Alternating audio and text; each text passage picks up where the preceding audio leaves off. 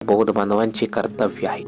बोधगया येथे बौद्ध बांधवांवरती अत्याचार होत असताना त्यांची मदत करण्यासाठी बनते विनेचारे गेले असता मनुवादी ब्राह्मणवादी लोकांनी त्यांना खोट्या केसेसमध्ये अडकवून जेलमध्ये पाठवलेले आहे. इतकेच काय, राकाश लामा यांचे सहकारी बनते सुमित पाल यांनी त्यांच्यावरती खोट्या केसेस करून 2 खोट्या केसेस करून त्यांना जेलमध्ये पाठवलेले आहे. म्हणजे जो भिक्षू महाबोधी महावीर मुक्ती आंदोलनासाठी चळवळ करत आहे त्याच्याच विरोधात दुसरा बौद्ध भिक्षू खोटी FIR नोंद करून त्याला जेलमध्ये पाठवतात. आकाश लामा आणि त्यांचे अन्य साथीदार सरकारकडून भाडे तत्वावर जागा घेऊन आंदोलन करत आहेत. सरकारकडून प्रशासनाकडून भाडे तत्वावर जागा घेऊन कोणीही आंदोलन केलेले नाही.